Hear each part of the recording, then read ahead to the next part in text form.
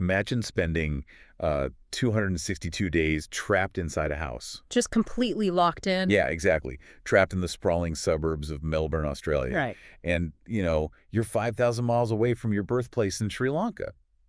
Your daily life is this, you're a computer engineer, right? Which is an intense job on its own. Oh, absolutely. It's this relentless staring at screens grind. And your only true outlet, your only way to really metabolize the sheer weight of being an isolated immigrant in a lockdown world is writing. Writing really raw stuff, too. Very raw, visceral, sexually explicit poetry about your own aging body and, your fading memories. But then imagine a prominent, highly academic, literary critic gets a hold of that deeply personal poetry. Oh, here we go. Right. And instead of seeing your pain or the quiet tragedy of your displacement, he decides you are actually writing this post-structuralist feminist manifesto. Steeped in medieval Russian literary theory, naturally. Yeah. Welcome to today's deep dive. It is quite the setup, honestly. We are looking at a profound disconnect here. A massive disconnect. Yeah, between the visceral reality of a creator and the theoretical machinery of a critic. Right. So today, we are undertaking a very specific kind of literary audit. We are not just analyzing a book of poetry for you today. No, we're going a layer deeper. Exactly. We are critically evaluating a dense academic critique of that poetry. We are essentially putting the magnifying glass on the person holding the X-ray machine. I love that framing.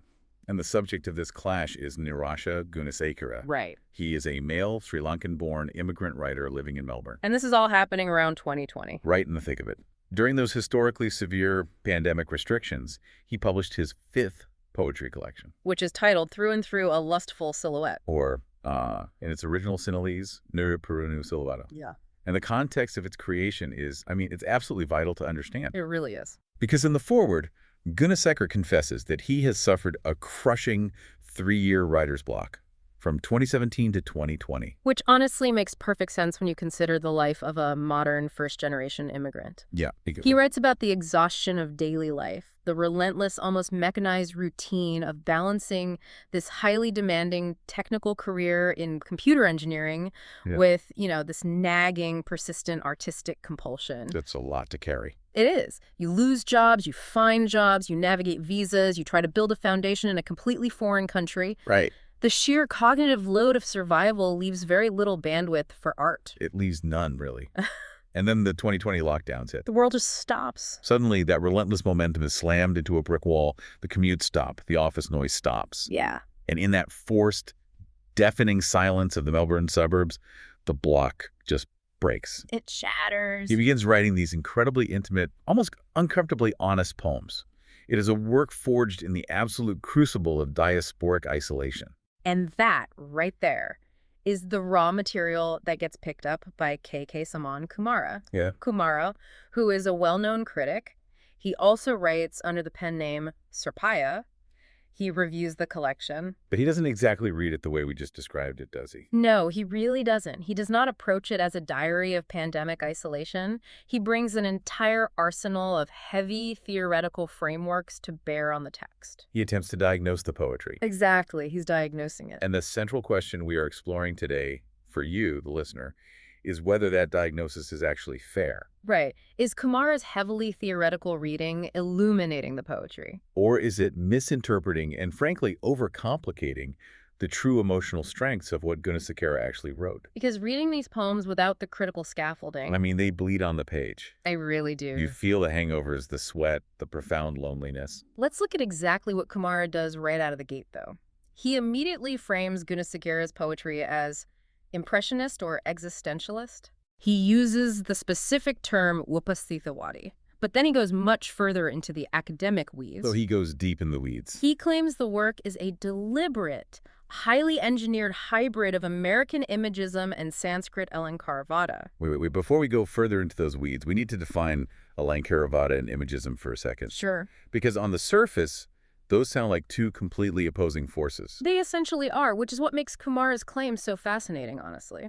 American imagism, born in the early 20th century with poets like Ezra Pound and William Carlos Williams, Right. it is all about the sharp, isolated, unsentimental image. Think of Williams's red wheelbarrow glazed with rain. Exactly. No flowery language, no overt moralizing, just the stark object. Just the thing itself. Right.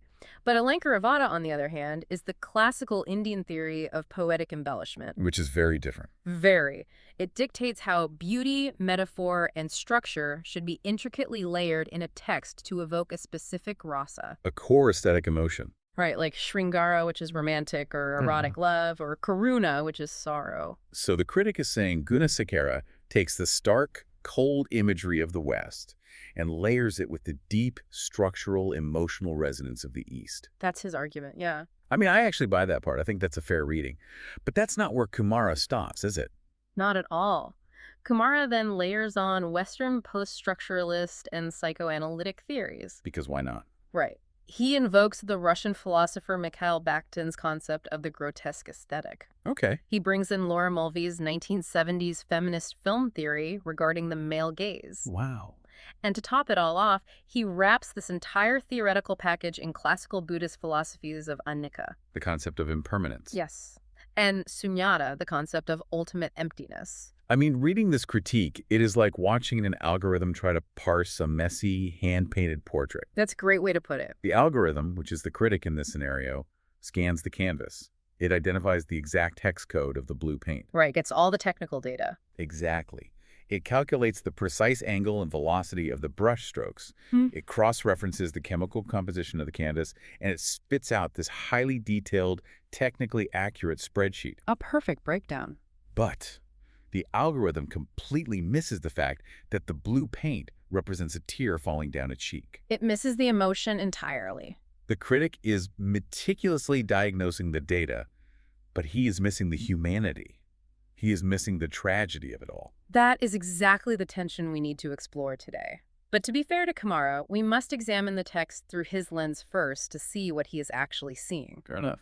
Let's dive into the core of his argument, starting with how he applies Mikhail Bakhtin's theory of the grotesque body. Right. Let's look at how the physical human body actually appears in these poems. To understand Kumara's point, we need a brief primer on Bakhtin.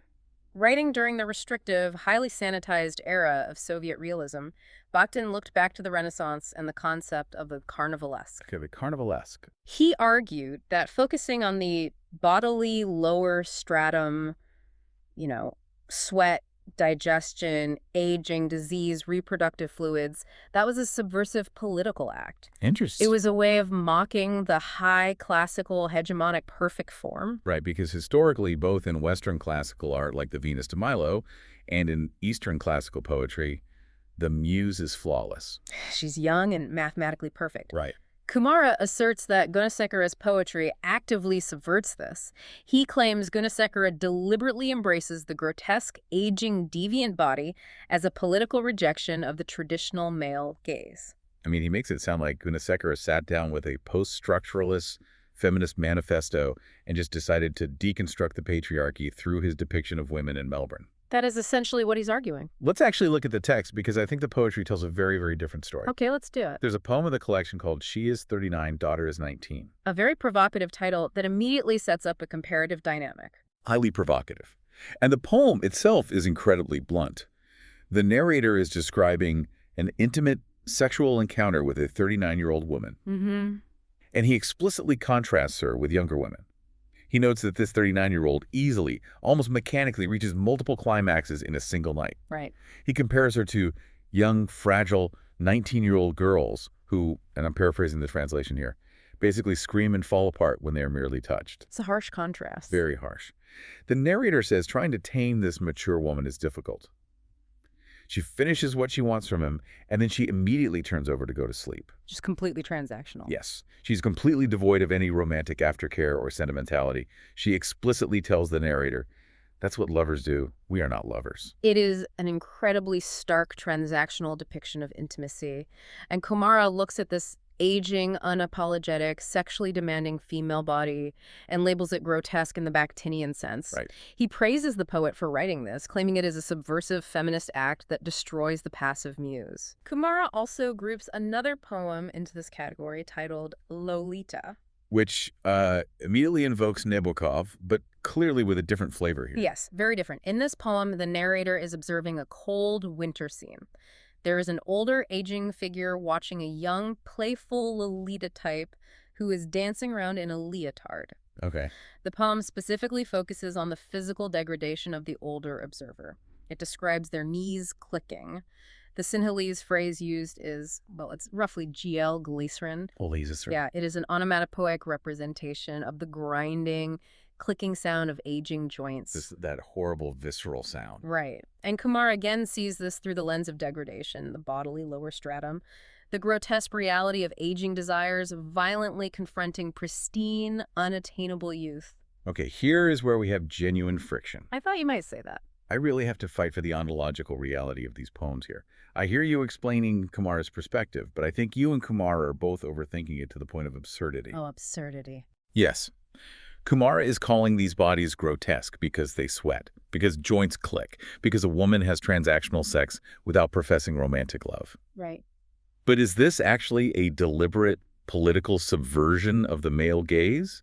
Or is it just the reality of a middle-aged guy having a Tuesday? But look at the text, though. Focusing on clicking joints and transactional emotionless sex isn't accidental. I'm not saying it's accidental. In classical poetry, you focus on the eyes, the smile, the blush. By highlighting the flaws, the physical breakdown, Kumar rightly points out that Gunasekera is tearing down that classical idol. I disagree that it's a theoretical teardown. I think it's just honesty. It's just honesty, yeah. If you are a middle-aged man living in a modern city dealing with the messy, unromantic realities of adult relationships, this isn't the grotesque. You don't think so? No. Categorizing these flawed, aging, entirely real human bodies as grotesque feels like a reductive, almost insulting academic label. That's a strong word, insulting. But think about it.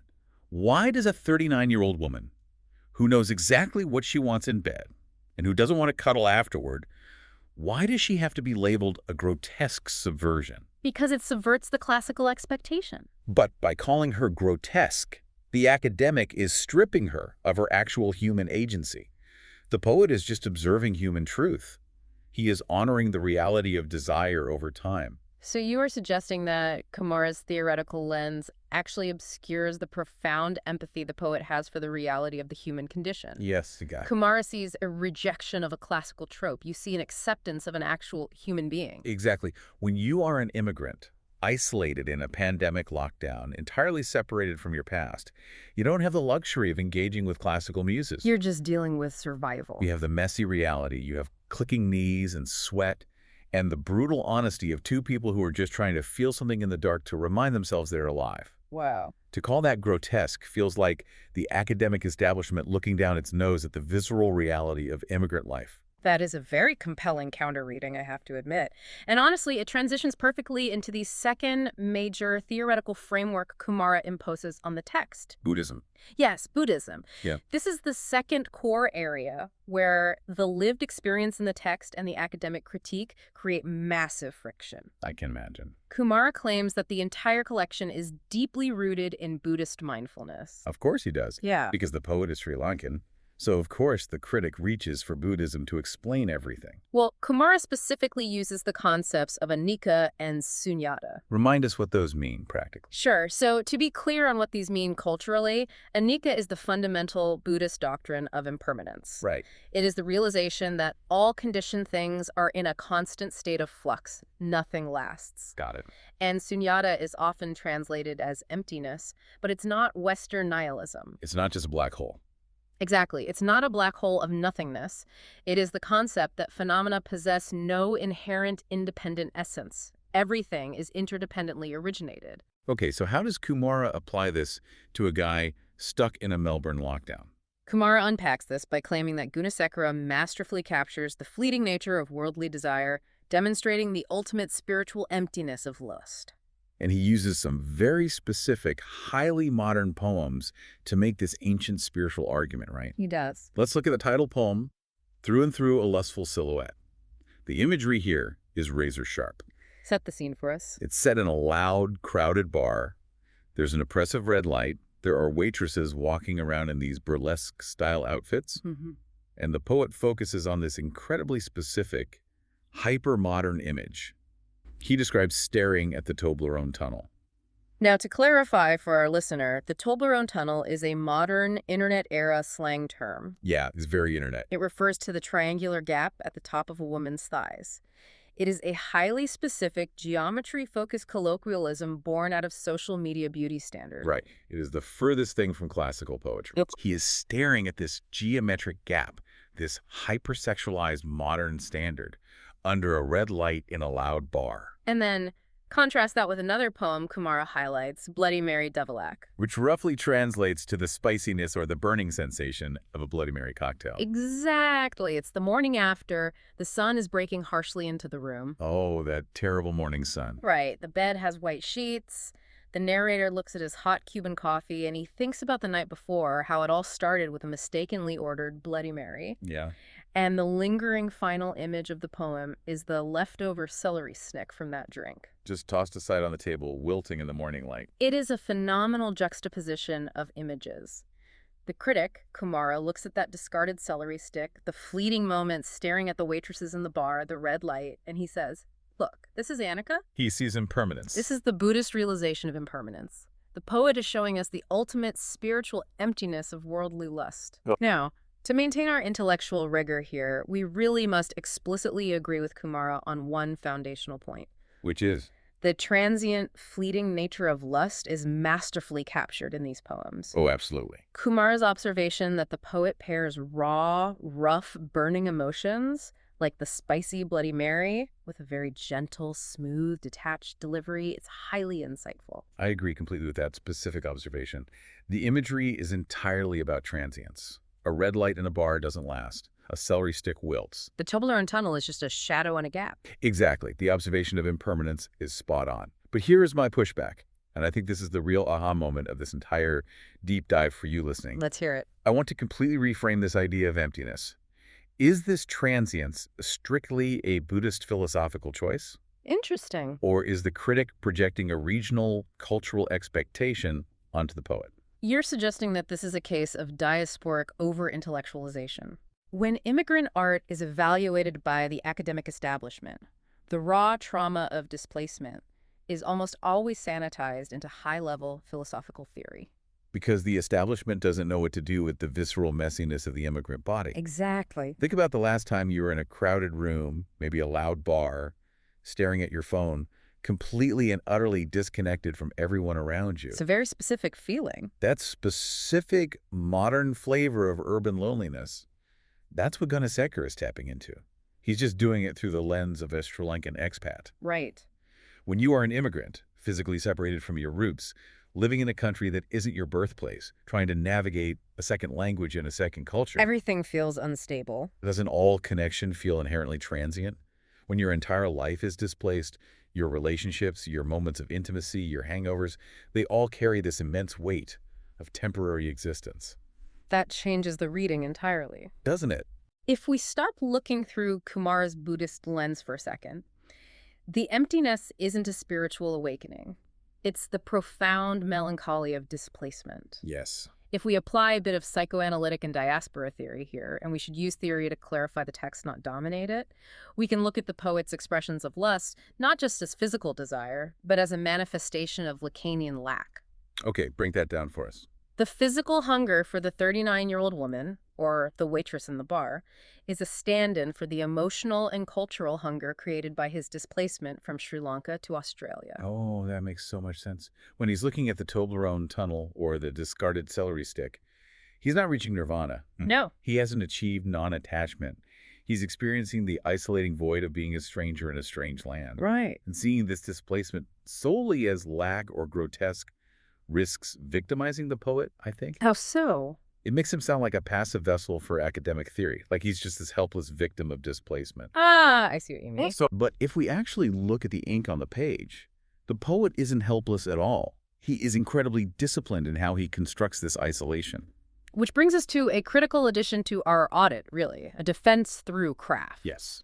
We must evaluate Gunasekera's actual craftsmanship in direct response to the critique, because where Kumara identifies what he calls a fragmented psyche, Right. or a lack of traditional narrative coherence. Which he tries to explain away with postmodern theory. Exactly. We need to ask, Is this actually a flaw or a deliberate aesthetic strategy? It's absolutely a deliberate strategy. Well, Let's look at his word economy. Okay. You mentioned the celery stick and the Toblerone tunnel. These are moments of excessive, almost overwhelming sensory themes. Right, it's loud, it's sexual, it's spicy.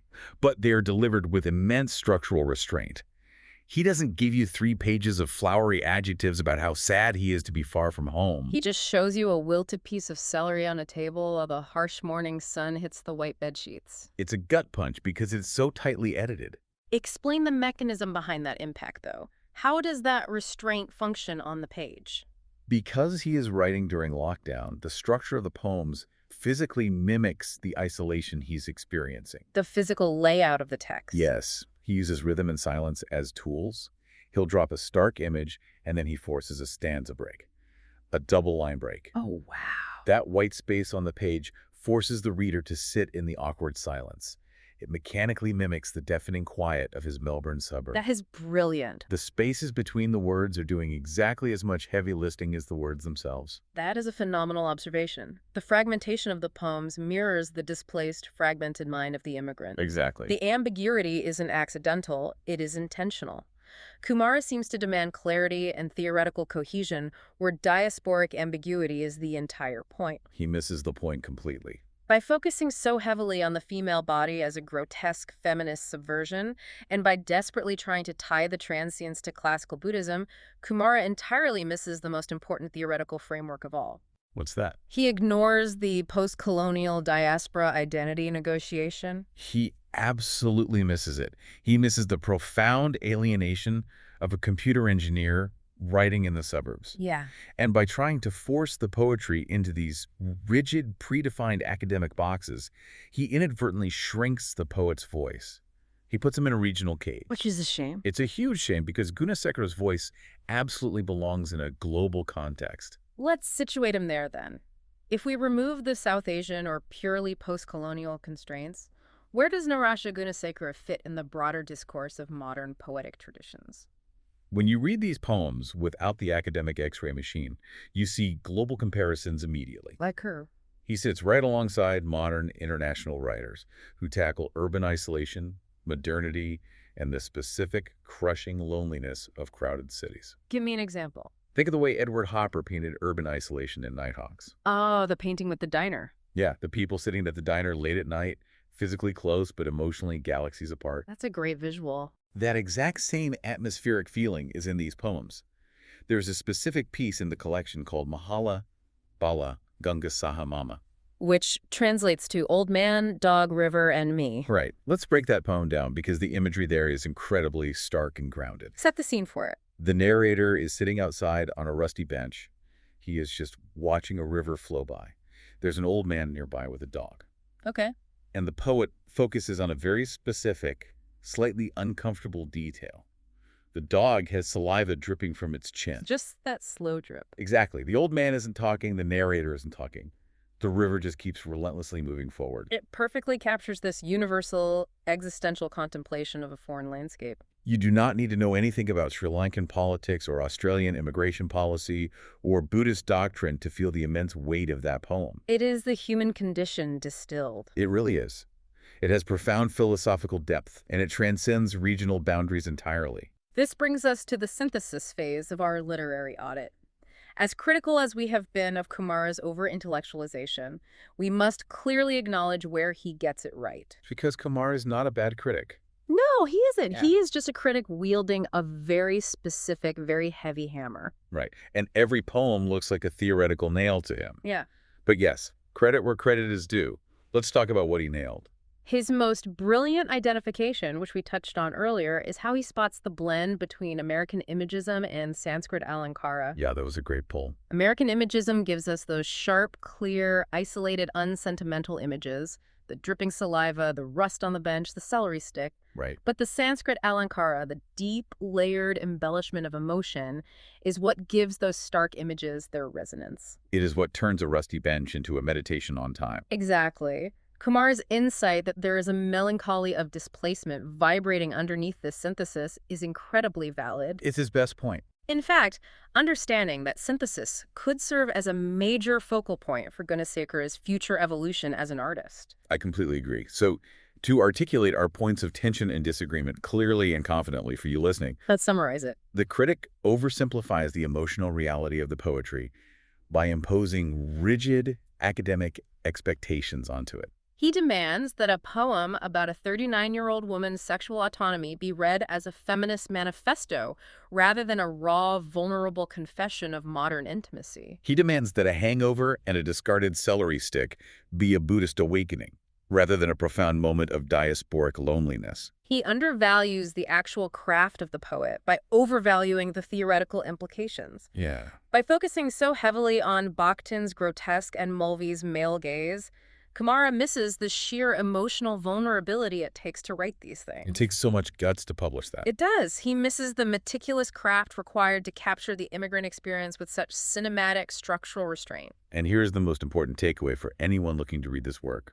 Which you absolutely should. Yes, absolutely. When you strip away all of the critic's academic jargon, when you remove the words grotesque and sunyata and upasithiwadi, the poetry actually becomes exponentially more profound. It breathes better. It doesn't need the theoretical scaffolding to hold it up. The building stands on its own.